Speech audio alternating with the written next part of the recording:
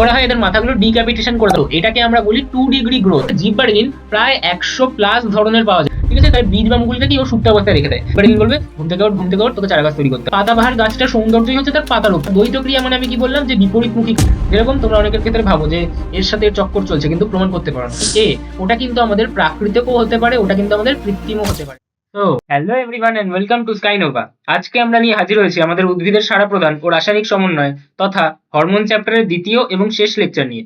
শুরু থেকে শেষ অবধি আমি যেভাবে পড়াবো সেটাকে প্রপারলি ফলো করলে তোমাদের কাছে সমস্ত কনসেপ্টটা জলের মতো সহজ লাগবে, আর যে পরীক্ষাতেই যাই প্রশ্ন আসুক না কেন তোমরা সব প্রশ্নের উত্তর করতে পারবে। লেকচার শুরু করার আগে আবারও বলে দিই, প্রত্যেক ক্লাসের নোটস এবং ডেইলি প্র্যাকটিস কোয়েশ্চেনের একটা শিট আমি আমার টেলিগ্রাম চ্যানেলে ফ্রি অফ কস্ট প্রোভাইড করি। তাই জলদি আমার টেলিগ্রাম চ্যানেলে জয়েন করে নিও, লিংক পিন কমেন্টে আমি দিয়ে দেবো। তো চলো শুরু করা যাক আজকের আমাদের মজাদার সেশন। প্রথমে আমরা বলবো আমাদের অগ্রস্ত প্রকটতার কথা, যেটা আমরা আগের লেকচারেও ডিসকাস করেছি। তবে আমাদেরকে পরীক্ষায় 2 নম্বর বা 3 নম্বরের জন্য বলতে পারে যে অগ্রস্ত প্রকটতা কি। তখন আমি কি বলবো, আমি বলবো যে অক্সিনের প্রভাবে আমাদের উদ্ভিদের যে অগ্রমুকুল আছে সেই উদ্ভিদের অগ্রমুকুলের বৃদ্ধি আমাদের ত্বরান্বিত হয়, অর্থাৎ অগ্রমুকুলের বৃদ্ধি বেশি হয়। তাহলে কি হবে, আমাদের উদ্ভিদের উচ্চতা বৃদ্ধি পাবে। কিন্তু আমাদের যে পার্শ্বীয় মুকুল আছে, অর্থাৎ পাশে যে মুকুলগুলো থাকে, এই পার্শ্বীয় মুকুলের যে বৃদ্ধি সেটা কিন্তু আমাদের ব্যাহত হয়।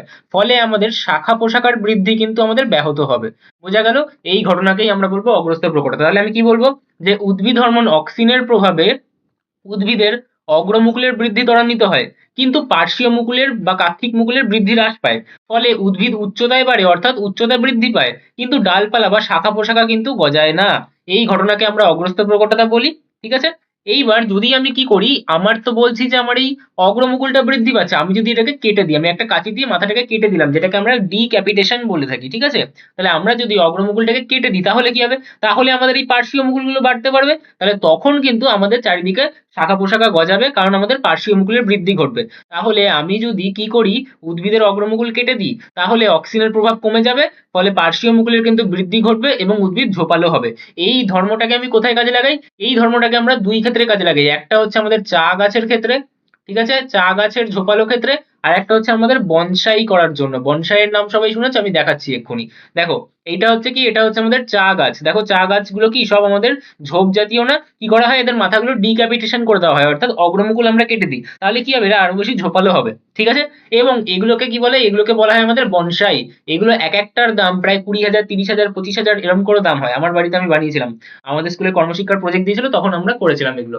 যাই হোক, আমরা কি করি, বড় বড় উদ্ভিদ যেরকম আমাদের বট, অশ্বত্থ, এই ধরনের উদ্ভিদগুলোকে ছোট্ট একটা টবে তাদের মাথাটা কেটে দিই, উপরন্তু আমরা কিছু তার ঠার দিয়ে এদেরকে পেঁচিয়ে দিই। ঠিক আছে। পেঁচিয়ে দিয়ে কি করি, এদেরকে ছোট অবস্থায় রাখি। গাছটা অ্যাকচুয়ালি বড়, যেরকম বট গাছ অনেক বড় হতে পারে, কিন্তু তাদেরকে আমি বড় হতে দিই না উচ্চতায়, বরং তাদেরকে আমি এরকম ঝোপের মতো আকার তৈরি করি, করে আমি এটাকে কি একটা শৌখিন গাছ হিসেবে আমাদের বাড়িতে রাখি। এটাকেই বলা হয় বনসাই। তো বনসাই তৈরি করার ক্ষেত্রেও কিন্তু আমরা ডিক্যাপিটেশন করে থাকি। কি করি, আমরা অগ্রমুকুলটাকে কেটে দিই। তাহলে কি হবে, আমাদের উচ্চতায় বৃদ্ধি বেশি পেতে পারবে না। তাহলে কি হবে, শাখা পোশাকার যে আমাদের পার্শ্বীয় মুকুলগুলো থাকবে, ওই পার্শ্বীয় মুকুলের বৃদ্ধি হওয়ার কারণে শাখা পোশাকাগুলো বৃদ্ধি হবে। তাই আমাদের কি চারিদিকে ছড়িয়ে পড়বে, কিন্তু হাইটে কিন্তু বেশি লম্বা হতে পারবে না। বোঝা গেল? তাহলে এটা কিন্তু আমাদের দুটো প্র্যাকটিক্যাল অ্যাপ্লিকেশন কি আমাদের ডিক্যাপিটেশনের। ঠিক আছে। এবার চলে আসি আমাদের আর একটা কাজ অক্সিনের, যেটা কি আমাদের ক্যাম্বিয়ামের সক্রিয়তা বৃদ্ধিতে। তো দেখো, আমাদের যে অক্সিন থাকে সে ক্যাম্বিয়ামের বৃদ্ধি ঘটায়। এবার প্রশ্ন হচ্ছে ক্যাম্বিয়াম জিনিসটা কি। ক্যাম্বিয়াম হলো উদ্ভিদের কাণ্ড ও মূলের ভেতরে অবস্থিত এক ধরনের পার্শ্বস্থ ভাজক কলা। বেসিক্যালি এটা একটা মেরিস্টেমেটিক সেলস। ঠিক আছে। আর মেরিস্টেমেটিক সেল যদি জিজ্ঞাসা করো যে কি, তাহলে এটা এক ধরনের কোষ, যে কোষগুলো কিন্তু প্রতিনিয়ত বিভাজন হতেই থাকে তাদের। ঠিক আছে। মানে ওই কোষগুলো বিভাজন হতেই থাকবে, হতেই থাকবে। বোঝা গেল? সহজভাবে আমরা যদি বলি, তাহলে এটা একটা বিশেষ কোষের স্তর। কোষের স্তর কেন বলছি, কারণ আমরা পড়েছি যে আমাদের অনেকগুলো কোষ মিলে কি তৈরি করে একটা কলা, অনেকগুলো কলা মিলে কি তৈরি করে একটা অঙ্গ, অনেকগুলো অঙ্গ মিলে কি তৈরি করে একটা তন্ত্র, আর অনেকগুলো তন্ত্র মিলে একটা কি পুরো জীবদেহ গঠন হয়। তাহলে এটা একটা বিশেষ কোষের স্তর, যা জাইলেম ও ফ্লোয়েম এর মাঝখানে থাকে। এই কলার কাজ হলো, ওই যে কোষের স্তরকে একত্রে কি বলবো, আমি একটা কলা বলবো। তাহলে এই কলার কাজ হলো বিভাজিত হয়ে, যে বলছি কি আমাদের যে ক্যাম্বিয়াম সেটা কি এক ধরনের বিশেষ ধরনের মেরিস্টেমেটিক সেলস। তাহলে ওই যে মেরিস্টেমেটিক সেলস গুলো তারা কি করে, তারা বিভাজিত হয় বারবার, বিভাজিত হয়ে নতুন নতুন কোষ তৈরি করে। ঠিক আছে। তাহলে অক্সিন কি করে, এই ক্যাম্বিয়ামের সক্রিয়তা বৃদ্ধি করে। তাহলে অক্সিনের ঘনত্ব যদি বাড়ে, তাহলে ক্যাম্বিয়ামের সক্রিয়তা বৃদ্ধি পায়। এবার ক্যাম্বিয়ামের সক্রিয়তা বৃদ্ধি হলে কি হবে, দেখো আমাদের যখন একটা গাছ ছোট থাকে, ওই গাছটার বৃদ্ধি কেমন ভাবে হবে, প্রথমত গাছটা ওপরের দিকে বৃদ্ধি পাবে, অর্থাৎ গাছের উচ্চতা বৃদ্ধি পাবে। ঠিক আছে। এই গাছের উচ্চতা বৃদ্ধি পাওয়াকে আমরা বলি 1 ডিগ্রি 1 ডিগ্রি গ্রোথ বা প্রাইমারি গ্রোথ। ঠিক আছে।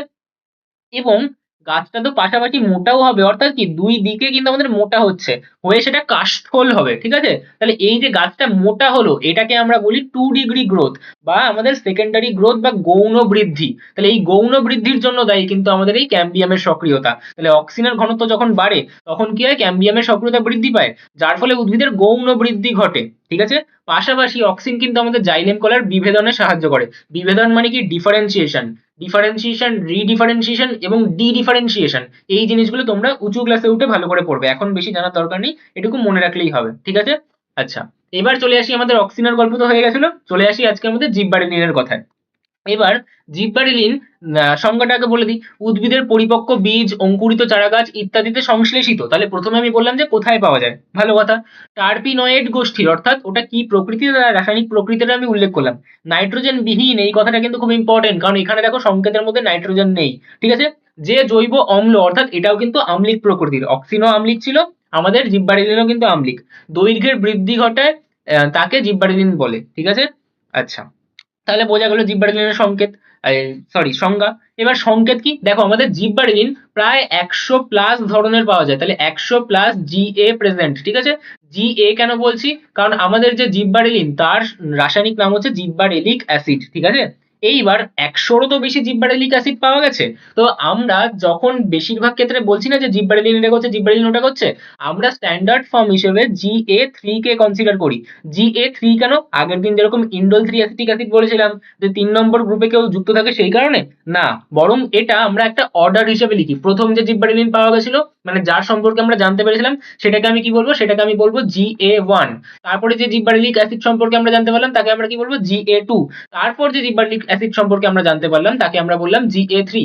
এরকম ভাবে জিএ4 চলতে চলতে চলতে চলতে আমাদের কাছে এখন প্রায় 140-এর কাছাকাছি জিববারেলিক অ্যাসিড রয়েছে, ঠিক আছে, যাদের সম্পর্কে আমরা জানি। তাদের মধ্যে আমাদের প্রাইমারি ফোকাস আমরা কার উপর দিই, আমরা কিন্তু জিএ3 এর উপর ফোকাস দিই, যেটার সংকেত কিন্তু আমাদের C19H22O6, ঠিক আছে।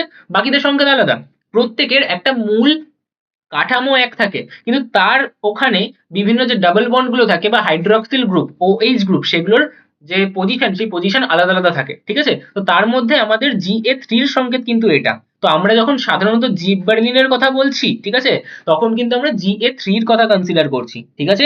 এবং এর রাসায়নিক নাম কি, এর রাসায়নিক নাম হচ্ছে জিববারেলিক অ্যাসিড। যদি জিএ3 বলি তাহলে কি বলবো, জিববারেলিক অ্যাসিড 3, বোঝা গেল। আচ্ছা, এর রাসায়নিক উপাদান কি, দেখতেই পাচ্ছ এখানে কি আছে, কার্বন, হাইড্রোজেন, অক্সিজেন, সংকেত কি C19H22O6, বোঝা গেল। আচ্ছা, তাহলে উপাদান কি, কার্বন, হাইড্রোজেন, অক্সিজেন। নাইট্রোজেন তাহলে নেই, তাহলে এটা কিন্তু খুব ইম্পর্টেন্ট পয়েন্ট যে আমাদের জিববারেলিন কিন্তু নাইট্রোজিন বিহীন হরমোন, ঠিক আছে। আচ্ছা, এবার তাহলে চলে আসি আমাদের আবিষ্কারের ক্ষেত্রে। তাহলে আবিষ্কারটা কি করেছিল, দেখো আমাদের 1921 খ্রিস্টাব্দে বিজ্ঞানী কুরোশোয়া, তিনি জিববারেলা ফুজিকুরোই নামক এক প্রকার ছত্রাকে জিববারেলিন হরমোনের উপস্থিতি লক্ষ্য করেন। তাহলে এটা আমাদের হিস্ট্রি, মনে রাখতে হবে। সাথে বিজ্ঞানী ডেনিস ও নিটস 1996 খ্রিস্টাব্দে আপেলে বীজহীন ফল উৎপাদনের কথা উল্লেখ করেন, ঠিক আছে। এটাও কিন্তু আমাদের একটু পরে দেখবো জিববারেলিনের সাথে কিন্তু আমাদের রিলেটেড, ঠিক আছে। আচ্ছা, এবারের প্রধান উৎস কি, মানে জিববারেলিন কোথায় পাওয়া যায়। জিববারেলিন কিন্তু আমরা পরিপক্ক বীজে দেখতে পাই, মুকুলে দেখতে পাই, অঙ্কুরিত চারাগাছ ও বীজপত্রে দেখতে পাই এবং বর্ধিষ্ণু পাতাতে দেখতে পাই, ঠিক আছে। তাহলে এগুলো কিন্তু আমাদের জিববারেলিনের মূল কিছু উৎস। এবার চলে আসি আমরা জিববারেলিনের কাজে। দেখো কাজগুলো, 2 মিনিট ওয়েট করো, আমি এত ভালো করে বোঝাবো যে আর ভুলতে পারবে না, কিন্তু এই মুহূর্তে একটু তাড়াতাড়ি আমি বোঝাচ্ছি যাতে আমি ওই জায়গাগুলোতে গিয়ে এক্সপ্লেন করতে পারি ডিটেলসে। তো প্রথমে জিববারেলিনের কাজ যদি আমরা বলতে চাই তাহলে আমরা বলবো বীজ ও মুকুলের সুপ্তাবস্থা ভঙ্গ, ঠিক আছে। দেখো সুক্ত কোথায় খেতে দেয়, যখন নেমন্তন্ন বাড়িতে যাও, সুক্ত কোথায় খেতে দেয়, যখন কেউ চিরতরে ঘুমিয়ে পড়েছে, অর্থাৎ কেউ মারা গেছেন, ঠিক আছে, এরকম ভাবে মনে রাখবে। তাহলে সুপ্তাবস্থা মানে কি, ঘুমিয়ে থাকা। কে ঘুমিয়ে থাকে, আমাদের বীজ বা মুকুল ঘুমিয়ে থাকে। তাহলে যদি বীজ ঘুমিয়ে থাকে তাহলে ওর মধ্যে থেকে কি চারাগাছ তৈরি হতে পারবে, পারবে না। তাহলে চারাগাছ যদি তৈরি হতে হয় তাহলে ঘুমটা ভাঙাতে হবে, সেই ঘুম ভাঙানোর কাজ করে কিন্তু আমাদের জিববারেলিন। তাহলে জিববারেলিন কি করে, বীজ ও মুকুলের সুপ্তাবস্থা ভঙ্গ করে, যার ফলে কিন্তু আমাদের যে চারাগাছ, সেই চারাগাছটা বীজ থেকে বাইরে বেরিয়ে আমাদের চারাগাছ তৈরি করতে পারে, ঠিক আছে। আচ্ছা, তাহলে এইটা আমি এখন ডিটেলসে বলছি না, আমি একটু পরেই বোঝাবো এটাকে, ঠিক আছে? তাই জন্য আমি এখন ডিটেলসে বলছি না, কারণ এগুলো আলাদা করে কোয়েশ্চেন আসে, যেটা আমি করে এনেছি। তারপর চলে আসি আমাদের বোল্টিং এ। এবার দেখো, যারা বংশগতভাবে খর্ব উদ্ভিদ, ঠিক আছে, তাদের খর্বতা দূর করার জন্য আমরা জিব্বারেলিন প্রয়োগ করি, যার ফলে তাদের পর্বমধ্যের সংখ্যা বৃদ্ধি ঘটে না, বরং তাদের দৈর্ঘ্য বৃদ্ধি ঘটে। আর পর্বমধ্যের যদি দৈর্ঘ্য বৃদ্ধি ঘটে, তাহলে অটোমেটিকলি তাদের উচ্চতা বৃদ্ধি পেয়ে যায়। তাহলে ফার্স্ট কাজ আমি কি বললাম, যে জিব্বারেলিন আমাদের ঘুমিয়ে থাকা বীজ, মানে ভালো কথায় কি বলবো, সুপ্তাবস্থায় থাকা বীজের সুপ্তাবস্থা ভঙ্গ করে। ভঙ্গ করলে কি হয়, আমাদের চারাগাছ তৈরি হতে পারবে। ঠিক আছে, কি করে হয় সেটা আমি একটু পরেই বলবো। আর এই যে বলছি যে বীজ ভেঙে সুপ্তাবস্থা ভঙ্গ হয়ে আমাদের চারাগাছটা তৈরি হচ্ছে, তাকেই আমরা বলে থাকি কি, অঙ্কুরোদ্গম। বোঝা গেল? আচ্ছা, আর বোল্টিং কি বললাম, বংশগত খর্বতা দূর করা। কিভাবে? পর্বমধ্যের দৈর্ঘ্য বৃদ্ধি করে। কি এগুলো একটু পরেই এক্সপ্লেন করবো আমি, ধৈর্য ধরো। তারপর 3 নম্বর কাজে আসি। 3 নম্বর কাজ কি? 3 নম্বর কাজ আমাদের বলছে ফলের বৃদ্ধি। ফলের বৃদ্ধি কিরকম? আপেল, নাশপাতি, আঙুর ইত্যাদি ফলের বৃদ্ধি এবং বীজহীন ফল সৃষ্টিতে জিব্বারেলিন অক্সিনের উপস্থিতিতে গুরুত্বপূর্ণ ভূমিকা পালন করে। দেখো আমি কি বলেছিলাম আগের ক্লাসে, যে যখন আমাদের পরাগযোগ হচ্ছে সাধারণ পদ্ধতিতে, পরাগযোগের পর কি, তাহলে পরাগযোগ হলে নিষেক হচ্ছে। নিষেক মানে কি, আমাদের পুং জননকোষ এবং স্ত্রী জননকোষের মিলন ঘটলো, তাহলে নিষেক সম্পন্ন হলো। এবারে নিষেক সম্পন্ন হলে তখন কি হয়, আমাদের অক্সিনের পরিমাণ বেড়ে যায়। অক্সিনের পরিমাণ বেড়ে গেলে কি হবে, ডিম্বাশয়টা ফলে পরিণত হয় আর ডিম্বকটা বীজে পরিণত হয়, তাই তো? এবার যদি কোনো কারণে অক্সিনের পরিমাণ বেশি হয়ে যায়, অথবা বাইরে থেকে আমরা কি অক্সিন, জিব্বারেলিন এই ধরনের হরমোনগুলোকে ইনজেক্ট করছি, তাহলে কি হয়, আমাদের নিষেকটা হতে পারে না। নিষেক না হয়ে কিন্তু আমাদের কি পদ্ধতি, পার্থেনোকার্পি পদ্ধতির মাধ্যমে বীজহীন ফল তৈরি হয়। ঠিক আছে, বীজহীন ফল তৈরির পদ্ধতিকেই আমরা কি বলেছিলাম আগের ক্লাসে, পার্থেনোকার্পি। ঠিক আছে, এখানে একটা পড়ছো পার্থেনোকার্পি, আর একটা জনন চ্যাপ্টারে পড়াবো পার্থেনোজেনেসিস। পার্থেনো এই ওয়ার্ডটা যখন দেখতে পাবে, তার মানে বুঝবে যে আমার নিষেকটা সম্পন্ন হচ্ছে না এই দুটো ওয়ার্ডের ক্ষেত্রে। বোঝা গেল? আচ্ছা, এরপরে চলে আসি আমাদের পুষ্প পরিস্ফুটনের ক্ষেত্রে। তাহলে পুষ্প পরিস্ফুটন কি? পুষ্প পরিস্ফুটন ও লিঙ্গ নির্ধারণে উদ্ভিদ দেহে জিব্বারেলিনের ঘনত্ব বিশেষ ভূমিকা রাখে। কিরকম ভাবে?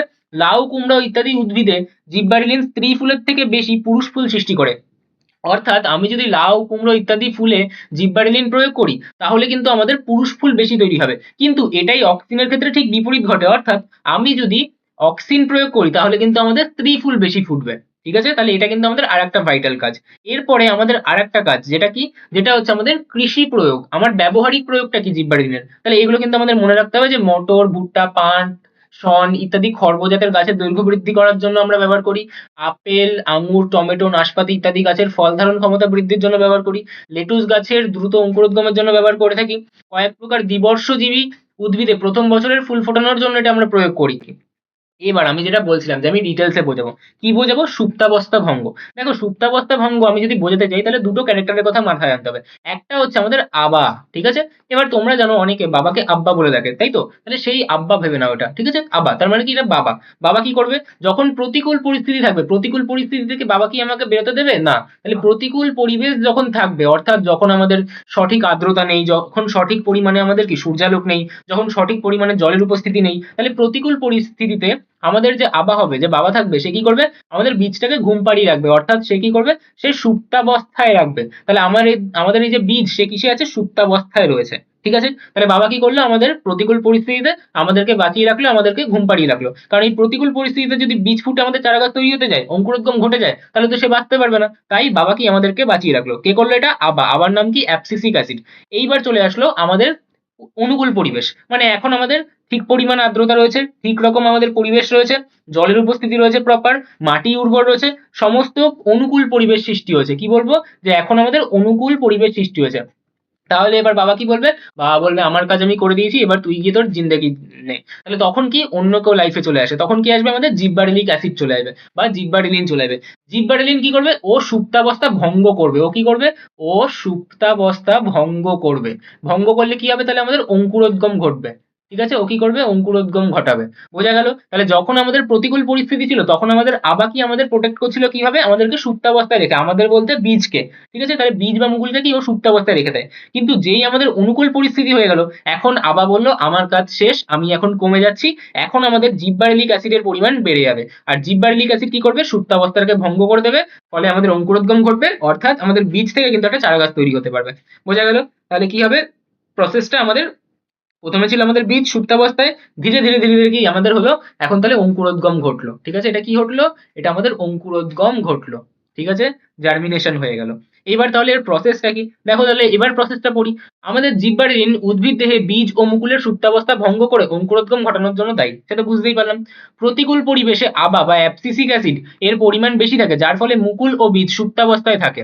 অনুকূল পরিবেশে আবা বা অ্যাবসিসিক অ্যাসিডের পরিমাণ কমে যায় এবং জিব্বারেলিন উৎপাদন বহুগুণ বেড়ে যায়। ঠিক আছে, এই যে যেটা বললাম যে যেই আমাদের অনুকূল পরিবেশ হবে তখন আমাদের আবা সে বলবে আমি চলে গেলাম, জিব্বারেলিন তখন কি বেশি হয়ে যায়। আর জিব্বারেলিন কি করবে তাহলে আমাদের, এর ফলে বীজ ও মুকুলের সুপ্তাবস্থা ভঙ্গ হয় ও অঙ্কুরোদ্গম সম্ভবপর হয়। এবার এটা কি করে হলো, অনুকূল পরিবেশে জলের উপস্থিতিতে বীজ মধ্যস্থ সুপ্ত ভ্রূণ থেকে জিব্বারেলিন নির্গত হয়ে বিভিন্ন আর্দ্র বিশ্লেষক উৎসেচক সক্রিয় করে তোলে। যেই আমাদের জিব্বারেলিন আসলো, ওই জিব্বারেলিন কি করলো, জিব্বারেলিন বেশ কিছু আর্দ্র বিশ্লেষক উৎসেচক তৈরি করলো। ঠিক আছে, এই উৎসেচকগুলো কি করবে, বীজের শস্যকে বিশ্লিষ্ট করে দ্রবণীয় শর্করা, অ্যামাইনো অ্যাসিড, নিউক্লিওসাইড ইত্যাদিতে রূপান্তরিত করে। এবার এইগুলো আমাদের ভ্রূণের জন্য কিছু পুষ্টি পদার্থ, তাহলে ভ্রূণ কি করবে, এইগুলোকে শোষণ করবে। শোষণ করলে তাহলে ভ্রূণ কি হবে, খেয়ে পরে আমাদের বৃদ্ধি ঘটবে, তাহলে কি ভ্রূণের বৃদ্ধি ঘটবে এবং বীজ অঙ্কুরিত হবে। তাহলে আমাদের কি সাকসেসফুলি আমাদের যে বীজ, সেই বীজের মধ্যে যে ভ্রূণ রয়েছে সেই ভ্রূণ থেকে কিন্তু আমাদের এখন অঙ্কুরোদ্গম ঘটে আমাদের চারা গাছ তৈরি হয়ে গেল। বোঝা গেল, তাহলে এটাই কিন্তু হচ্ছে আমাদের কনসেপ্ট। ঠিক আছে, কয়েকটা আদ্র বিশ্লেষক উৎসেচকের যদি আমাদের উদাহরণ চাই তাহলে আমরা কি বলবো, আলফা অ্যামাইলেজ, প্রোটিয়েজ, রাইবোনিউক্লিয়েজ, ডি গ্লুকোনেজ, এগুলো কিন্তু আমাদের কিছু আদ্র বিশ্লেষক উৎসেচক। ঠিক আছে, এবং আমরা বলতে পারি যে যে সকল বীজে ও মুকুলে স্বল্প অন্তর্জনিষ্ণু জিব্বারেলিন থাকে সেক্ষেত্রে আমরা কিন্তু বহির্জনিষ্ণু জিব্বারেলিন প্রয়োগ করতে পারি, তাহলে কিন্তু আমাদের বীজ ও মুকুলের সুপ্তাবস্থা ভঙ্গ করা যাবে। তাহলে আমাদেরকে যদি বলে যে সুপ্তাবস্থা ভঙ্গ অঙ্কুরোদ্গম জিব্বারেলিনের প্রভাব সম্পর্কে তুমি 3 নাম্বার বা 2 নাম্বার দিয়ে বললো যে আলোচনা করো, তাহলে কি এটা লিখলেই হয়ে যাবে, ব্যাস এইটুকুই যদি আমি লিখে দিই তাহলে আমার পাক্কা ফুল মার্কস দেবে। ঠিক আছে, তাই আমি বলেছিলাম যে আমি এখানে এসে ডিটেলস আলোচনা করবো। এই কনসেপ্টটা কি ভালো করে বোঝা গেল?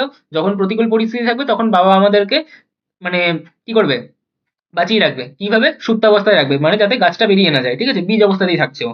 যেই আমাদের অনুকূল পরিস্থিতি থাকবে তাহলে আবার বলবে আমি চললাম, কে আসলো, জিব্বারেলিন। জিব্বারেলিন বলবে ঘুম থেকে ওঠ, ঘুম থেকে ওঠ, তোকে চারা গাছ তৈরি করতে হবে। তাহলে বীজের তখন কি হবে, বীজের ভ্রূণ থেকে এবার কিন্তু আমাদের চারা গাছ তৈরি হয়ে যাবে। ঠিক আছে, এইবার আরেকটা প্রসেস, দ্বিতীয় প্রসেস যেটা কি বলেছিলাম, বোল্টিং। বোল্টিং মানে আমি কি বললাম, বংশগত খর্বতা দূর, বংশগত খর্বতা দূর। বংশগত খর্বতা কিভাবে দূর হবে বলছি, পর্বমধ্যের দৈর্ঘ্য বৃদ্ধি। কিভাবে, পর্বমধ্যের দৈর্ঘ্য বৃদ্ধি। ঠিক আছে, এবার এই কথাটা হচ্ছে পর্বমধ্য জিনিসটা কি সেটাও বুঝে নেওয়া যাক।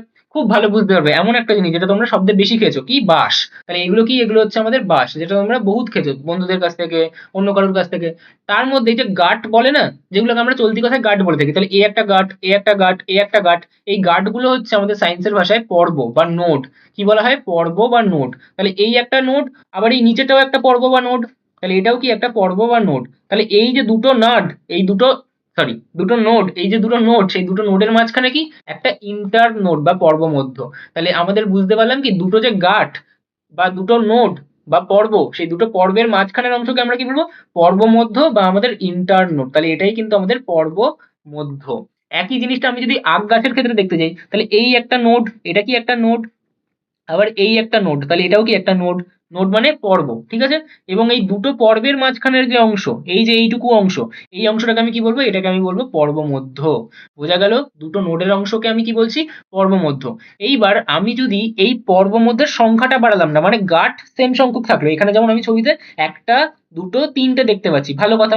আমি বলছি যে এদের দূরত্বটা বাড়িয়ে দিচ্ছি, মানে আমি পর্ব মধ্যে দৈর্ঘ্য বৃদ্ধি করছি। এখন পর্ব মধ্যে এইটুকু, আমি পর্ব মধ্য বাড়িয়ে এত বড় করে দিলাম। তাহলে যদি আমাদের পর্ব মধ্য বেড়ে যায় তাহলে তো ওভারঅল উচ্চতাটা বেড়ে যাবে। তাহলে এটাই কিন্তু আমাদের জিব্বারেলিন করে। জিব্বারেলিন কি করে, পর্ব মধ্যের সংখ্যা বৃদ্ধি করে না। যদি এখানে ছবিতে যেমন তিনটে দেখতে পাচ্ছি, তাহলে তিনটে হলে তিনটেই থাকতো, কিন্তু ওদের মাঝখানে দূরত্বটা, অর্থাৎ আমি পর্ব মধ্যের দৈর্ঘ্যটা বাড়িয়ে দেবো। ঠিক আছে, আর পর্ব মধ্যের দৈর্ঘ্য যদি বেড়ে যায়, এইটাও বড় হয়ে যাচ্ছে, এটাও বড় হয়ে যাচ্ছে, উপরেরটাও বড় হয়ে যাবে, তাহলে ওভারঅল উদ্ভিদটাও কি বড় হয়ে যাবে। তাহলে উদ্ভিদের উচ্চতা কিন্তু এইভাবে বৃদ্ধি পেয়ে যায়। তাহলে আমি কি বলবো, যে খর্ব বিটপ সম্পন্ন বা বংশগত খর্ব যে উদ্ভিদগুলো, তাদের আমি যদি জিব্বারেলিন প্রয়োগ করি তাহলে উদ্ভিদের পর্বমধ্যের হঠাৎ দৈর্ঘ্য বৃদ্ধি ঘটে এবং উদ্ভিদটা কি তাহলে লম্বা হয়ে যাবে। এই ঘটনাকেই আমরা বলে থাকি বোল্টিং। ঠিক আছে, সাধারণত এটা আমরা ফুল ফোটানোর পূর্বে প্রয়োগ করে থাকি। ঠিক আছে, ফোটানো দুবার হয়ে গেছে, তাহলে ফুল ফোটানোর পূর্বে আমরা কিন্তু এটা প্রয়োগ করে থাকি, ফ্লাওয়ারিং এর আগে আগে দিই। ঠিক আছে, কোথায় ব্যবহার করি, আমরা কিন্তু বাঁধাকপির ক্ষেত্রে খুব ব্যবহার করে থাকি। ঠিক আছে, বাঁধাকপি যেরকম দেখতে পাচ্ছ এখানে। ওকে, তাহলে আমাদের বোল্টিংও হয়ে গেল। এবার চলে আসি আমাদের পার্থেনোকার্পিতে। তো পার্থেনোকার্পি আমি আগের দিনই বলেছিলাম যে কি আমাদের পার্থেনোকার্পি মানে আমাদের বীজহীন ফল উৎপাদন। কেন? কারণ আমাদের নিষেক সম্পন্ন হচ্ছে না। তাহলে কখন হবে বীজহীন ফল উৎপাদন? যখন আমাদের নিষেক হবে না। কারণ আমি কি বলছি যে যদি আমাদের নিষেক হয়ে যায়, নিষেক হয়ে গেলে কি হবে, ডিম্বাশয়টা ফলে পরিণত হবে, কারণ ওর মধ্যে অক্সিনের বৃদ্ধি ঘটে যায় এবং আমাদের ডিম্বকটা বীজে পরিণত হবে। কিন্তু যদি নিষেক না হয়, তাহলে নিষেক না হলে কি হবে, আমাদের যে বলছিলাম যে ডিম্বকটা বীজে পরিণত হচ্ছে, ওটা আর হতে পারবে না, তাহলে বীজটা আর তৈরি হবে না, ঠিক আছে? কিন্তু আমাদের ডিম্বাশয়টা ফলে পরিণত হয়ে যাবে। তাহলে আমি কি বলবো, যে বাহ্যিকভাবে উদ্ভিদ হরমোন প্রয়োগ করে অনিষিক্ত গর্ভপত্র থেকে, অনিষিক্ত মানে কি, এই কথাটাই কিন্তু এখানে ইম্পর্টেন্ট, যেটা মিস করলে কিন্তু নাম্বার দেবে না। তুমি তোমার মতো করে লিখতে পারো, তুমি বলতে পারো যে নিষেক ছাড়াই, অনিষিক্ত মানে কি, নিষেক ছাড়াই। তাহলে তুমি বলতেই পারো যে বাহ্যিকভাবে উদ্ভিদ হরমোন প্রয়োগ করে নিষেক ছাড়াই বীজহীন ফল উৎপাদন পদ্ধতিকে আমরা পার্থেনোকার্পি বলে থাকি, ঠিক আছে? এবং পার্থেনোকার্পি পদ্ধতিতে উৎপন্ন ফলকে আমরা কি বলবো, পার্থেনোকার্পিক ফল। যেরকম আমরা কাকে কাকে ব্যবহার করি, তরমুজের ক্ষেত্রে ব্যবহার করি, আনারসের ক্ষেত্রে ব্যবহার করি, পেঁপের ক্ষেত্রে, টমেটোর ক্ষেত্রে, পেয়ারার ক্ষেত্রে, আমাদের আপেলের ক্ষেত্রে, নাশপাতির ক্ষেত্রে, কলার ক্ষেত্রে। তাহলে এগুলো কিন্তু আমরা পার্থেনোকার্পি পদ্ধতিতে অনেক সময় তৈরি করে থাকি। কেন তৈরি করি? কারণ এরকম ফলে বীজ যেহেতু থাকে না, তাই অনেক সময় কিন্তু এদের গুণগত মান ও অর্থনৈতিক মূল্য সেটা কিন্তু বেশি হয়, বাজারে বেশি বিক্রি হয়, ঠিক আছে? কোন কোন হরমোন আমরা প্রয়োগ করি?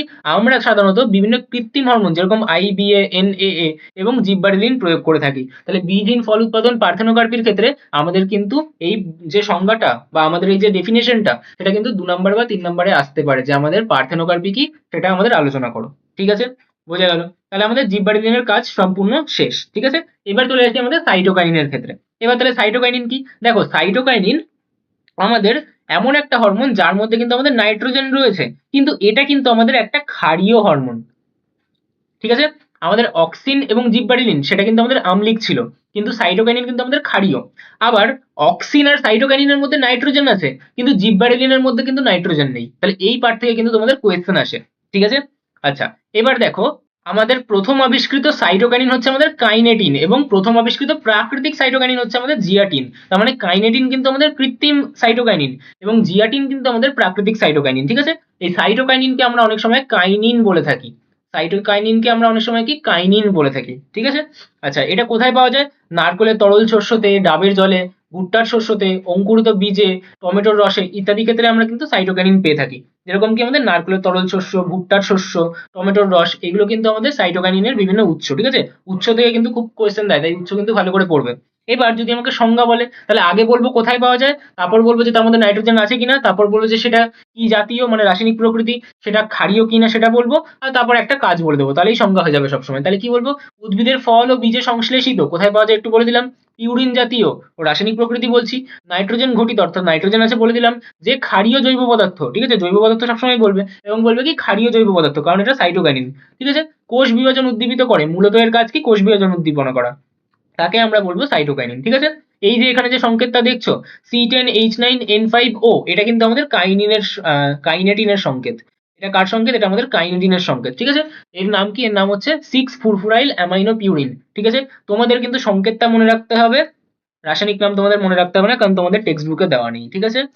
আর এটাও মনে রাখতে হবে না যে এই সংকেতটা অ্যাকচুয়ালি কাইনেটিনের, তোমরা মনে রাখবে সাইটোকাইনিনের সংকেত হচ্ছে C10H9N5O, ঠিক আছে? আচ্ছা, এবার চলে আসি তাহলে কাজে। তাহলে সাইটোকাইনিনের কাজ কি? দেখো, সাইটোকাইনিন নাম থেকেই আসছে সাইটোকাইনেসিস, ঠিক আছে? এবার তোমরা যেহেতু এখনো কোষ বিভাজন পড়োনি, আমি হালকা করে বলে দিচ্ছি। দেখো, আমরা যদি একটা পেজ ইনসার্ট করি, ধরো একটা কোষ রয়েছে, কোষের মধ্যে একটা নিউক্লিয়াস রয়েছে, এই কোষটাকে এখন ভাগ হয়ে দুটো কোষে তৈরি হতে হবে, ঠিক আছে? তাহলে কি হবে, প্রথমে এই যে নিউক্লিয়াস তাকে ভাগ হতে হবে, ঠিক আছে? তারপর আমাদের কিন্তু এই কোষটাকে ভাগ হতে হবে। তাহলে প্রথমে আমাদের এই যে নিউক্লিয়াস ভাগ হচ্ছে, নিউক্লিয়াসের নাম হচ্ছে ক্যারিয়ন, তাই আমরা তাকে বলবো ক্যারিওকাইনেসিস। তাহলে নিউক্লিয়াস বিভাজন নাম কি? নিউক্লিয়াস বিভাজনের নাম হচ্ছে ক্যারিওকাইনেসিস। আর তারপর এই যে বাইরে আছে কি, বাইরে আছে আমাদের সাইটোপ্লাজম, তাহলে সাইটোপ্লাজম বিভাজনের নাম হচ্ছে আমাদের সাইটোকাইনেসিস। তাহলে সাইটোপ্লাজম বিভাজনের নাম হচ্ছে আমাদের সাইটোকাইনেসিস, কারণ কাইনেসিস মানে হচ্ছে বিভাজন, আর সাইটো মানে সাইটোপ্লাজম, ঠিক আছে? তাহলে এটা হলে কিন্তু ফাইনালি এই যে অর্ধেক আমাদের ক্যারিওকাইনেসিসের নিউক্লিয়াস ছিল, সেটা এখানে চলে আসলো, আর এই যে অর্ধেক এখানে চলে আসলো, বোঝা গেল? তাহলে ক্যারিওকাইনেসিস হলে আমাদের নিউক্লিয়াসটা অর্ধেক হলো, আর সাইটোকাইনেসিস হলে আমাদের কোষটাই কিন্তু অর্ধেক অর্ধেক হয়ে গেল, বোঝা গেল? যে কম্পোনেন্ট গুলো আমি এখানে দেখিয়েছি, এখানে কোষ প্লেট কি, নতুন নিউক্লিয়াস কি, অপত্য নিউক্লিয়াস কখন বলবো, সাইটোপ্লাজম তো জানো যে বাইরের অংশটা, কোষ প্রাচীর কি কাজে লাগবে, মাইটোসিস কি, এগুলো তোমরা কোষ বিভাজন ও কোষ চক্রতে বুঝতে পারবে ভালো করে, ঠিক আছে? তো আপাতত মনে রাখো, যেটুকু বোঝালাম সেটুকু বুঝে রাখো। নিউক্লিয়াস বিভাজনকে আমরা বলবো ক্যারিওকাইনেসিস, এবং আমাদের যে সাইটোপ্লাজম তার বিভাজন অর্থাৎ পুরো কোষটার যখন বিভাজন করছে, তখন আমি তাকে বলবো সাইটোকাইনেসিস। প্রথমে ক্যারিওকাইনেসিস হয়, নিউক্লিয়াসটা ভেঙে অর্ধেক হয়, তারপর আমরা কি করব, সাইটোকাইনেসিস করব। ঠিক আছে, যদি প্রথমে সাইটোকাইনেসিস হয়, ধরে নাও এখান থেকে সাইটোকাইনেসিস হয়ে গেল, তাহলে এই পাশে তো নিউক্লিয়াস থাকলোই না, তাহলে আগে সাইটোকাইনেসিস করলে হবে না, আগে কি করতে হবে, ক্যারিওকাইনেসিস করতে হবে। নিউক্লিয়াসটা দুভাগ হয়ে গেল, তারপর আমি মাঝখান থেকে সাইটোকাইনেসিস করে ফেলবো। বোঝা গেল? আচ্ছা, তাহলে কোষ বিভাজনের মধ্যেও আমি যদি মানে মেজরলি বলি, তাহলে এই হরমোনটা উদ্ভিদ কোষের সাইটোপ্লাজম বিভাজন বা সাইটোকাইনেসিস প্রক্রিয়াকে ত্বরান্বিত করে। তাছাড়া ডিএনএ সংশ্লেষণের মাধ্যমে আমাদের মাইটোসিসের হার বৃদ্ধি করে। ডিএনএ সংশ্লেষ কেন, কোন ফেজে হয়, এস ফেজে হয়, তো এই ফেজগুলো কি, এগুলো তোমরা কোষ বিভাজন ও কোষ চক্রতে বুঝতে পারবে। ঠিক আছে। আচ্ছা, বিজ্ঞানী গুটম্যানের মতে পেঁয়াজ ও মটরের মূলে সাইটোকাইনিন প্রয়োগ করে দ্রুত বিভাজন হয়। ঠিক আছে। ব্রাউন ও উড নয়নতারা উদ্ভিদের মূলে সাইটোকাইনিন প্রয়োগ করে টিউমার কলা তৈরি করেন। এই টিউমার কলা তৈরি করতে পারছে, তার মানেই হচ্ছে দ্রুত বিভাজন ঘটছে। ঠিক আছে, তাহলে এই বিজ্ঞানীরা এগুলো কিন্তু দেখিয়েছিল করে। এরপরে সেকেন্ড কাজ কি, সেকেন্ড কাজ হচ্ছে আমাদের অঙ্গ বিভেদ নিয়ন্ত্রণ। অবিভেদিত কোষপুঞ্জ থেকে কাণ্ড ও প্লাস্টিড গঠনে সাহায্য করে কিন্তু আমাদের সাইটোকাইনিন হরমোন। অবিভেদিত কোষপুঞ্জ থেকে অঙ্গ, আমাদের মনে রাখবে যে সাইটোকাইনিনের প্রভাবে কিন্তু আমাদের কাণ্ড তৈরি হয় বা বিটপ অংশ তৈরি হয়। ঠিক আছে, এবং প্রোপ্লাস্টিড থেকে প্লাস্টিড গঠনে সাহায্য হয়। কলাকর্ষণ এমন একটা পদ্ধতি যেটা তোমরা পড়বে অঙ্গজ জনন চ্যাপ্টারে। ঠিক আছে, অঙ্গজনন চ্যাপ্টার না, অঙ্গজনন একটা টপিক, চ্যাপ্টারের নাম হচ্ছে আমাদের অযৌন জনন। ঠিক আছে, যাই হোক ওখানে পড়বে। আচ্ছা, এর ব্যবহারিক প্রয়োগ কি, মানে আমি কি কি কাজে লাগাবো। লেটুস ও তামাকের বীজের সুপ্তাবস্থা বিনষ্ট করে অঙ্কুরোদ্গম ঘটাতে সাহায্য করে কিন্তু আমাদের সাইটোকাইনিন। ঠিক আছে, সাইটোকাইনিন প্রয়োগে লেটুস ও তামাক ইত্যাদি বীজের সুপ্তাবস্থা বিনষ্ট হয় এবং অঙ্কুরোদ্গম ঘটাতে সাহায্য হয়। সরি, আমি দুটোই মানে একই জিনিস দুবার লিখে ফেলেছি। ঠিক আছে, যাই হোক। আচ্ছা, তারপর তারপর আমরা, এইটা হচ্ছে আমাদের ভাইটাল কাজ কি, বিপরীত অগ্রস্ত প্রকটতা। দেখো ব্যাপারটা হচ্ছে যে আমাদের যখন অক্সিনের কথা বলছিলাম, তাহলে অক্সিন অগ্র, অ দিয়ে অক্সিন, অ দিয়ে অগ্র, তাহলে কি অগ্রমুকুলের বৃদ্ধি ত্বরান্বিত করে কি আমাদের অক্সিন, তাই তো। এবার যদি একাধারে অক্সিন এরকম হাইটেই লম্বা করতে থাকে, তাহলে আশেপাশে আমাদের ডালপালা গজাবে কি করে। তাহলে এর নিশ্চয়ই একটা ব্যালেন্স থাকতে হয়, আর প্রত্যেকটা হরমোনেরই কিন্তু জানবে একটা ব্যালেন্স থাকে, যে ব্যালেন্সকে আমরা বলবো দ্বৈত ক্রিয়া। দ্বৈত ক্রিয়া কি, যে একটা কাজ করছে তার বিপরীতমুখী আর একটা কাজ করার হরমোন থাকবে। ঠিক আছে, তাহলে এই যে আমাদের অগ্রমুকুলকে বৃদ্ধি করছে অক্সিন, তার মানে এর বিপরীত কাজ অন্য কেউ করবে, সেটা হচ্ছে আমাদের সাইটোকাইনিন। ও কি করে, ও আমাদের পার্শ্বীয় মুকুলের বৃদ্ধি ঘটায়। কি করবে, ও পার্শ্বীয় মুকুলের বৃদ্ধি ঘটাবে। তাহলে পার্শ্বীয় মুকুলের বৃদ্ধি ঘটায় কে, আমাদের সাইটোকাইনিন। তাহলে আমি কি বলবো, যে উদ্ভিদ হরমোন অক্সিনের প্রভাবে উদ্ভিদের অগ্রমুকুলের বৃদ্ধি ত্বরান্বিত হলেও পার্শ্বীয় বা কাক্ষিক মুকুলের বৃদ্ধি হ্রাস পায়। ফলে উদ্ভিদ কিন্তু উচ্চতায় বৃদ্ধি পায়, কিন্তু লম্বা হয়, শাখা পোশাখা বৃদ্ধি হতে পারে না। এই ঘটনাকে আমরা অগ্রস্ত প্রকটতা বলি, যেটা আমরা অলরেডি পড়েছি। কিন্তু আমাদের সাইটোকাইনিন কি করে, সাইটোকাইনিন অগ্রস্ত প্রকটতার বিপরীত ভূমিকা পালন করে। অর্থাৎ উদ্ভিদের পার্শ্বীয় বা কাক্ষিক মুকুলের বৃদ্ধি ত্বরান্বিত করে। ও এখন পার্শ্বীয় মুকুলকে বাড়তে দেবে, তাহলে কি উচ্চতা বাড়বে না, কিন্তু আমাদের শাখা পোশাখা বাড়বে। হ্যাঁ, তাহলে কি হবে, অগ্রমুকুলের বৃদ্ধি ব্যাহত করে, ফলে উদ্ভিদের উচ্চতা বৃদ্ধি ব্যাহত হয়, কিন্তু শাখা পোশাখা বৃদ্ধি ত্বরান্বিত হয়। চা গাছ থেকে অগ্রমুকুল যখন কেটে ফেলি, তখন কি হয়, কাক্ষিক মুকুল অংশে সাইটোকাইনিন হরমোনের সংশ্লেষ বৃদ্ধি পায়, ফলে কিন্তু আমাদের গাছটা অসংখ্য শাখা পোশাখা বিশিষ্ট হয়ে যায়। ঠিক আছে, এরকম ঝোপ জাতীয় গাছ তৈরি করবে। তাহলে আমাদের যখন অগ্রস্ত প্রকটতার বিপরীত আচরণ বেশি হয়ে যাবে, যেমন আমি যদি চা গাছে কি করি, অগ্রমুকুল কেটে ফেলে দিই, তাহলে কি হবে, আমাদের সাইডের কাক্ষিক মুকুলগুলো বেশি বাড়বে, কার প্রভাবে, সাইটোকাইনিনের প্রভাবে। তখন গাছগুলো কিন্তু আমাদের ঝোপ জাতীয় হয়ে যাবে। তাহলে কিরকম প্রকৃতির হবে, আমাদের ঝোপ জাতীয় হয়ে যাবে, যেরকম এক্সাম্পল দেখিয়েছিলাম চা গাছের। ঠিক আছে, এইবার আসি আমাদের আরেকটা খুব ইম্পর্টেন্ট প্রভাব, যেটা হচ্ছে আমাদের রিচমন্ড ল্যাং প্রভাব। এটা কি কাজ করে, এটা আমাদের বার্ধক্য বিলম্বিত করে। দেখো একটা পাতা, প্রত্যেকেরই কি হবে, আমরা মানুষরাও কি একদিন বুড়ো হয়ে যাবো, বুড়ো হওয়ার পর মরে যাবো, কিন্তু এরকম কি হওয়া উচিত যে আমি 10 বছর বয়সেই বুড়ো হয়ে গেলাম, না। তার মানে নিশ্চয়ই একটা নির্দিষ্ট সময়ের পর কিন্তু সবার বার্ধক্য আসা উচিত। তাহলে এই বার্ধক্যটা যত দেরিতে আসতে পারবে ততটাই মোটামুটি ভালো। ঠিক আছে, একটা সার্টেন লেভেলের পর আসা উচিত, বাট যাই হোক ওই সার্টেন লেভেলটাকে তাহলে মেনটেন করতে হবে। তো ওই মেনটেনেন্সটা করে হচ্ছে আমাদের সাইটোকাইনিন। তাহলে সাইটোকাইনিন কি করে, আমাদের বার্ধক্যটা দেরি করে আসতে দেয়। ঠিক আছে, বার্ধক্যটা দেরি করিয়ে দেয়। ঠিক আছে, তাহলে কি বলবো, যে সাইটোকাইনিন হরমোনের প্রভাবে পত্রমোচন বিলম্বিত হয়। যদি তাড়াতাড়ি বার্ধক্য চলে আসে, তাহলে কি হবে, পাতাটা ঝরে পড়ে যাবে। ওই ঝরে পড়ে যাওয়াকে আমরা বলি পত্রমোচন। ঠিক আছে, তাহলে পত্রমোচন কিন্তু আমাদের বিলম্বিত হয়, অর্থাৎ সহজে কিন্তু আমাদের তাড়াতাড়ি পাতাটা ঝরে পড়ে যাবে না। এবং পাতার যে ক্লোরোফিল, সেটা নষ্ট হওয়া রোধ হয়। যদি পাতার ক্লোরোফিলই নষ্ট হয়ে যায়, তাহলে পাতাটা কি সবুজ থাকতে পারবে না, পাতাটা তখন বিবর্ণ হয়ে যাবে এবং ঝরে পড়ে যাবে। ঠিক আছে, তাহলে যেহেতু আমাদের সাইটোকাইনিন কি করছে, পত্রমোচন বিলম্বিত করছে এবং ক্লোরোফিলটাকে নষ্ট হওয়ার হাত থেকে রোধ করছে, তাহলে গাছটা বেশি দিন সবুজ থাকবে। বেশি দিন তাহলে কি একদম মানে বার্ধক্য আসবে না তার, ফলে গাছ অনেকদিন চিরসবুজ থাকবে, অর্থাৎ উদ্ভিদের বার্ধক্য বিলম্বিত হবে। বিজ্ঞানী রিচমন্ড এবং ল্যাং এই জিনিসটা আবিষ্কার করেছিলেন, তাই তাদের নাম অনুযায়ী একে আমরা রিচমন্ড ল্যাং প্রভাব বলে থাকি। ঠিক আছে, কখন আমরা এটাকে ব্যবহার করি? আমরা যেমন পাতাবাহার গাছ ব্যবহার করি না, পাতাবাহার গাছটার সৌন্দর্যই হচ্ছে তার পাতার উপরে। তাহলে পাতাগুলো যদি তাড়াতাড়ি হলদে হয়ে যায়, সে যদি হলদে হয়ে ফ্যাকাশে হয়ে বিবর্ণ হয়ে পড়ে যায়, তাহলে কি কাজে দেবে? দেবে না। তাহলে ওরকম যে গাছগুলোর ক্ষেত্রে তখন আমরা বাণিজ্যিকভাবে সাইটোকিনিন প্রয়োগ করি, যাতে সেটা কিন্তু দীর্ঘদিন সবুজ থাকে। বোঝা গেল? তাহলে আমাদের সাইটোকিনিনের কাজ কিন্তু হয়ে গেছে। এবার আমাদের কোয়েশ্চেন দেবে যে উদ্ভিদ হরমোনের একটা দ্বৈত ক্রিয়া দেখাও। বেসিক্যালি আমাদের অক্সিন বনাম সাইটোকিনিনের কাজ দেখাতে বলে। দ্বৈত ক্রিয়া মানে আমি কি বললাম, যে বিপরীতমুখী ক্রিয়া। দ্বৈত ক্রিয়া মানে হচ্ছে আমাদের বিপরীতমুখী ক্রিয়া, অর্থাৎ এ যা করবে ও তার অপোজিট করবে। তাহলে অক্সিন কি করছিল? অক্সিন আমাদের অগ্রমুকুলের বৃদ্ধি ঘটাচ্ছিল, ফলে কিন্তু আমাদের উচ্চতা বৃদ্ধি পাচ্ছিল। ঠিক আছে? অপরন্তু আমাদের পার্শ্বীয় মুকুলের বৃদ্ধি রোধ করে দিচ্ছিল, যেটাকে আমরা অগ্রস্ত প্রকটতা বলি, তাই তো? কিন্তু সাইটোকিনিন কি করে?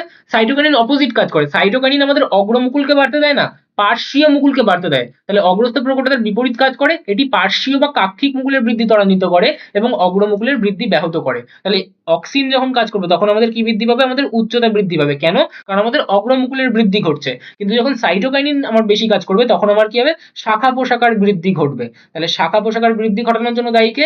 সাইটোকিনিন। আর উচ্চতায় বৃদ্ধি করানোর জন্য দায়ী কে? অক্সিন। ঠিক আছে? তাহলে সাইটোকিনিন প্রয়োগে উদ্ভিদের উচ্চতা বৃদ্ধি কমে কিন্তু শাখা পোশাকা বৃদ্ধি পায়। তাহলে এদের মধ্যে একটা ব্যালেন্স থাকলে তবে কিন্তু একটা যে গাছ সে কিন্তু পুরো পারফেক্ট শেপড হবে। ঠিক আছে? আর কোনো একটা যদি বেশি হয়ে যায়, যদি কারোর মধ্যে অক্সিন বেশি থাকে, তাহলে কি হবে? সে লম্বায় বেশি বাড়বে, সাইডে বেশি ঝোপ জাতীয় হবে না। আর কারোর মধ্যে যদি আমাদের সাইটোকিনিন বেশি হয়ে যায়, তাহলে সে লম্বায় কম হবে কিন্তু তার কিন্তু ঝোপ জাতীয় হয়ে যাবে, শাখা পোশাকা বেশি থাকবে। ঠিক আছে? আচ্ছা, এবার আমাকে একটা প্রশ্ন বলো তো, যে মানে প্রশ্ন বলো না, আমি প্রশ্ন বলছি, তোমরা উত্তর বলবে। যে অক্সিনও আমাদের উচ্চতা বৃদ্ধি করে, আবার আমি বলছিলাম যে জিব্বারেলিনও আমাদের উচ্চতা বৃদ্ধি করে, তাহলে এদের মধ্যে পার্থক্যটা কি? বলো তো। দেখো, আমাদের যে অক্সিন থাকে না, অক্সিন কোথায় হচ্ছে? অক্সিন হচ্ছে আমাদের অগ্রমুকুলে, একদম মাথায় হচ্ছে। ঠিক আছে? বা একদম সবসময় কি একদম প্রান্তভাগে অক্সিন তৈরি হয়। ঠিক আছে? মূলেরও কিন্তু অগ্রভাগে গিয়ে অক্সিন তৈরি হচ্ছে। তাহলে অক্সিন কি করে? আমাদের অগ্রভাগ বা মূলের অগ্রভাগ ওই জায়গা থেকে নিম্নমুখী হয়ে সে কিন্তু বৃদ্ধিটা ঘটায়, এবং সে কিন্তু আমাদের উচ্চতা ডিরেক্টলি এইভাবে কি বৃদ্ধি করছে। কিন্তু আমাদের যে জিব্বারেলিন সে কিন্তু পর্বমধ্যের দৈর্ঘ্যটা বৃদ্ধি করছে, ফলে কিন্তু আমাদের দৈর্ঘ্যটা বাড়ছে। বোঝা গেল? তাহলে দুটোর মধ্যে কিন্তু এটাই ফারাক। ঠিক আছে? আচ্ছা, এবার ওই যে বলেছিলাম না যে আমাদের যখন আমরা টিস্যু কালচারে আসবো বা কলাকর্ষণ মাধ্যমে আসবো, তখন কিন্তু আমার যখন একটা পার্ট থাকবে, তার নিচে যে মূল, মাটির নিচে কি থাকে? মূল। আর উপরে কি থাকে? আমাদের বিটপ বা কাণ্ড। ঠিক আছে? তাহলে বিটপ পার্ট আমাদের বৃদ্ধি পাবে আমাদের কার জন্য? সাইটোকাইনিনের জন্য। ঠিক আছে? বিটপ থেকেই আমাদের কি তৈরি হবে? কাণ্ড তৈরি হবে। আর নিচের যে মূল, এই মূলটা কার জন্য বৃদ্ধি পাবে? সেটাই হবে আমাদের অক্সিনের জন্য। সেটাই এখানে লেখা আছে যে উচ্চ মাত্রার অক্সিন, অর্থাৎ অক্সিনের জন্য কে বৃদ্ধি পাবে? আমাদের ক্যালাসে কিন্তু মূল বৃদ্ধি পাবে। ঠিক আছে? আর যদি উচ্চ মাত্রার সাইটোকাইনিন থাকে, অর্থাৎ আমাদের সাইটোকাইনিনটা মেজরিটি, তাহলে কিন্তু আমাদের বিটপ অংশ তৈরি হবে। ঠিক আছে? তাহলে আমাদের কিন্তু এই পার্টটা মনে রাখতে হবে যে যখন আমাদের কলাকর্ষণ মাধ্যম থাকবে বা টিস্যু কালচার থাকবে, তখন কিন্তু আমাদের ক্যালাস থেকে মূল তৈরি করার জন্য দায়ী হচ্ছে আমাদের অক্সিন। আর আমাদের যদি বলে বিটপ অংশ, তাহলে আমি বলবো সাইটোকাইনিন। ঠিক আছে? তাহলে এটা আমাদের মনে রাখতে হবে যে কার জন্য কে কাজ করছে। ঠিক আছে? আচ্ছা, এগুলো এমসিকিউ তে আসতে পারে, আর কিছুই না। এবার তাহলে আমাদের কৃত্রিম হরমোন কি? কৃত্রিম হরমোন হচ্ছে এমন হরমোন যেটা আমরা ল্যাবরেটরিতে তৈরি করেছি কিন্তু প্রাকৃতিক হরমোনের মতোই কার্যকরী। ঠিক আছে? যেরকম কি আমাদের আইবিএ, এনএএ, 2,4-D, বিএপি, কাইনিন ইত্যাদি। ঠিক আছে? আচ্ছা, এবার এইটা খুব ইম্পর্টেন্ট প্রশ্ন, যেবারই আসুক, এবার যদি 2025 সালে চলেও আসে তাও আমাদের কিন্তু এখান থেকে কোয়েশ্চেন আসবে। কি আমাদের কাজ কি কি? তাই আমি আমার নোটস থেকে তুলে এনে দিয়েছি, এটা বোঝার কিছু নেই, তোমাদেরকে মনে রাখতে হবে। আমি বলবো পজ করো, নিজে থেকে একবার রিড করে নাও। আমি হালকা করে একবার রিড করে দিয়েছি শুধু হেডিং গুলো। শাখা কলম থেকে নতুন উদ্ভিদ সৃষ্টি। যখন আমরা শাখা কলম করি, অনেকেই করে, একটা আমের গাছ যখন নিয়ে আসতো, নিয়ে এসে কি করবো? তার শাখা কলম করি আমরা। ঠিক আছে? পড়বো আমরা ডিটেলস আমাদের অজনবিদরণ চ্যাপ্টারে। তখন ওই শাখা কলম করার সময় কিন্তু আমরা বিভিন্ন কৃত্রিম অক্সিন ব্যবহার করে থাকি। ঠিক আছে? যেরকম আইবিএ, এনএএ ইত্যাদি। ঠিক আছে?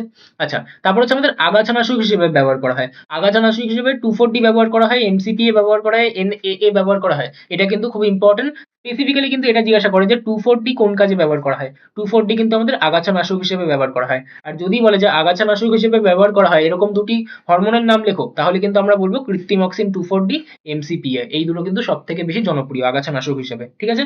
আচ্ছা, তারপর আমাদের বীজহীন ফল বা পার্থেনোকার্পি, এটা তো তোমরা জানোই যে এর জন্য আমরা কি ব্যবহার করি? কৃত্রিম অক্সিন ব্যবহার করি, কৃত্রিম জিব্বারেলিন ব্যবহার করে থাকি। ঠিক আছে? সাধারণত। তারপর আমাদের অপরিণত ফলের মোচন রোধ। ঠিক আছে? এর জন্য আমরা কিন্তু কৃত্রিম অক্সিন, জিব্বারেলিন এইসব ব্যবহার করে থাকি। কোন কোন উদ্ভিদের ক্ষেত্রে সেটাও একবার পড়ে নেবে। পজ করো, পজ করে এটা রিড করে নাও, তোমাদের বইতেও আছে, ভালো করে কিন্তু পড়ে নেবে, কারণ এই পার্টটা কিন্তু খুব ইম্পর্টেন্ট। ঠিক আছে? বুঝার কিছু নেই। তারপর চলে আসে আমাদের প্রকল্পিত হরমোনে। প্রকল্পিত মানে কি? প্রকল্পিত মানে যেটা সম্পর্কে আমি ধারণা করতে পারছি কিন্তু এখনো প্রমাণ করতে পারছি না, ঠিক আছে?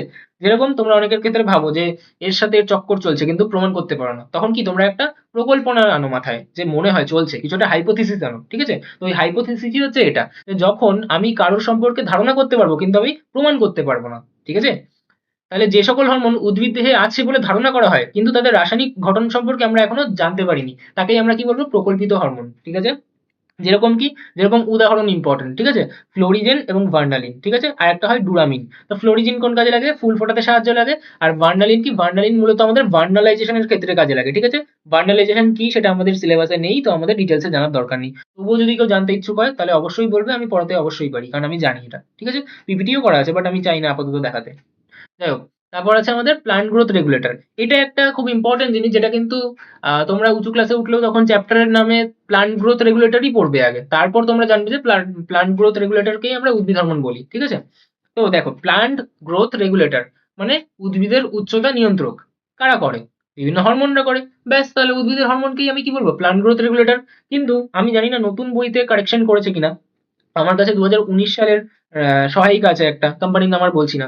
ওখানে লেখা আছে যে কৃত্রিম উদ্ভিদ হরমোনকে আমরা প্লান্ট গ্রোথ রেগুলেটর বলি না, যে কোনো উদ্ভিদ হরমোনকেই কিন্তু আমরা প্লান্ট গ্রোথ রেগুলেটর বলতে পারি। এবং যখন তোমরা এনসিইআরটি পড়বে ক্লাস 11-এর, ওখানে কিন্তু স্পেসিফিক্যালি লেখাই আছে যে প্লান্ট গ্রোথ রেগুলেটর, ওটাই হচ্ছে আমাদের হেডিং।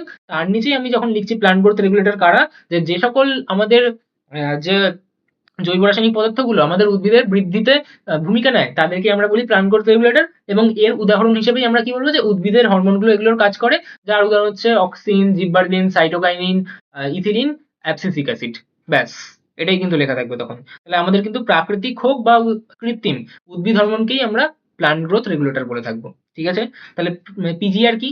উদ্ভিদ দেহে উৎপাদিত বা কৃত্রিমভাবে প্রস্তুত যে সকল জৈব রাসায়নিক পদার্থ উদ্ভিদের বৃদ্ধি নিয়ন্ত্রণে, যেরকম অগ্রপার্শ্বীয় বৃদ্ধি, কোষ বিভাজন, ফুল ফোটানো ইত্যাদি, এতে মূল ভূমিকা পালন করে, তাকেই আমরা পিজিআর বা প্লান্ট গ্রোথ রেগুলেটর বলে থাকি, ঠিক আছে? বাংলা কি হবে? বাংলা হবে উদ্ভিদের বৃদ্ধি নিয়ন্ত্রক, এরকম কিছু একটা হবে, ঠিক আছে?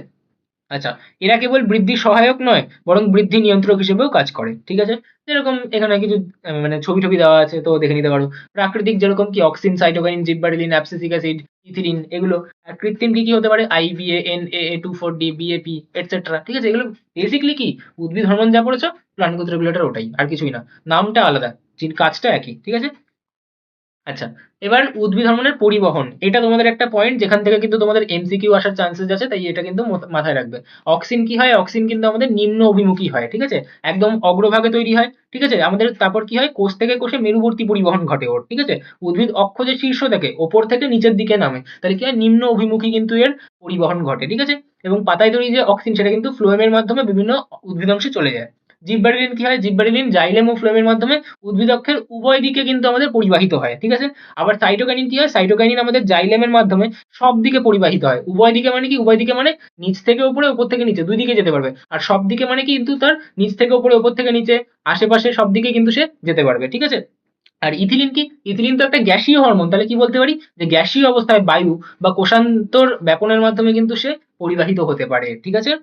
ইথিলিন কোন কাজে লাগে? ফল পাকানোর কাজে লাগে। তাহলে গ্যাসীয় অবস্থা থাকলে কি ও প্রয়োজনে নিজের উদ্ভিদ থেকে কিন্তু তারই ডালপালার অন্যান্য জায়গাতেও কিন্তু নিজের যে বার্তা, হরমোন কি করে? রাসায়নিক বার্তা প্রেরণ করে। তাহলে যেহেতু গ্যাসীয় অবস্থা, তাই ও কিন্তু এক জায়গা থেকে অন্য জায়গাতেও নিজের বার্তাটাকে পাঠাতে পারে, নিজের যে প্রয়োজনীয় বার্তা সেটাকে, ঠিক আছে?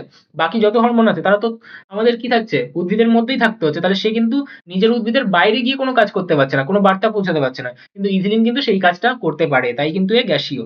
এবার আমরা যদি বলি যে আমাদের প্রাকৃতিক উদ্ভিদ হরমোনের উদাহরণ দাও, এখান থেকেও কিন্তু আমি এগুলো লিখে এনেছি যাতে আমাদের এমসিকিউ সলভ হয়, ঠিক আছে? যদি বলে প্রাকৃতিক অক্সিনের উদাহরণ দাও, তাহলে আমি কি বলবো?